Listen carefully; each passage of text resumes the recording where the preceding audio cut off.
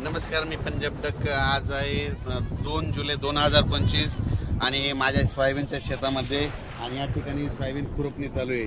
तर सर्व शेतकऱ्याला सांगू इच्छितो, सोयाबीन ज्याला सोयाबीनला उतार काढायचा आहे तर त्याने सोयाबीन खुरपली पाहिजे आणि ज्याला उतार कमी काढायचा त्याने तणनाशक मारायचं आणि ज्याला त्यांच्यापेक्षा कमी काढायचा उतार त्यानं कोळपायची आणि ज्याला जास्त उतार काढायचं त्यानं खुरपावं लागते। म्हणून हे माझ्या शेतामध्ये सोयाबीन खुरपणं चालू आहे।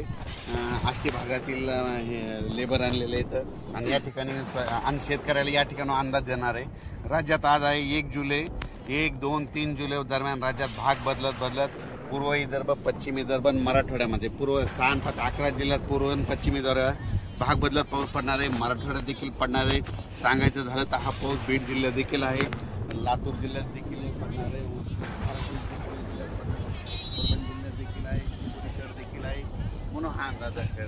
पण राज्यात सांगायचं झालं तर नांदेड जिल्हा, हिंगोली जिल्हा, वाशिम जिल्हा या ठिकाणी भाग बदलत पाऊस पडणार आहे म्हणून हा अंदाज लक्षात, म्हणजे 3 जुलैपर्यंत हा पाऊस पडणार आहे म्हणून हा अंदाज लक्षात येतात। राज्यातल्या सर्व शेतकऱ्याला सांगू इच्छितो की जसे वेगवार बसेल तसे शेतीचे कामं करत राहा। पाऊस दररोजच पडत राहणार आहे, म्हणजे एकदम असा बंद काही होणार नाही, म्हणून सर्व शेतकऱ्यांनी हा अंदाज लक्षात घ्यायचा। तर राज्यातल्या सर्व शेतकऱ्याला सांगू इच्छितो की बीड जिल्ह्यात काही भागात पडला, आज ह्या 2, 3, 4 जुलैपर्यंत तिकडे देखील काही भागात पाऊस पडत जाईल। त्याच्यानंतर नगर जिल्ह्यात देखील आज बऱ्याच ठिकाणी पाऊस पडत जाईल। म्हणजे सांगायचं झालं तर पाऊस दररोजच वेगवेगळ्या भागात पडणार आहे, सर्वदूर असं सगळीकडे सारखा पडणार नाही, भाग बदलत पडणार आहे म्हणून हा अंदाज लक्षात घ्यायचा।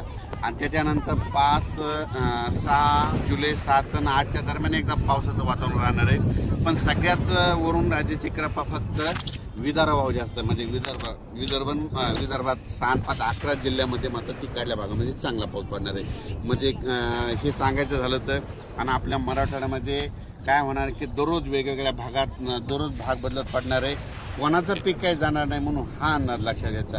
आणि अचानक वातावरणात बदल झाला तर लगेच एक मेसेज दिला जाईल। आणि हे मी माझं सोयाबीनचं क्षेत्र आहे कंप्लीट अचानक 22 दिवस झाले, तर पाहू शकता हे कसं पीक आलेलं आहे। आणि या ठिकाणून खुरपणी चालू आहे, खुरपणी केल्याच्या नंतर काय होतं, उतार येतो। आणि तुम्हाला सांगतो ही पाहू शकता सोयाबीन अशी आळी आली, त्याच्यामुळे म्हणलो चांगलं एक कीटकनाशक मारा। ही पानं खाणारी आळी आहे,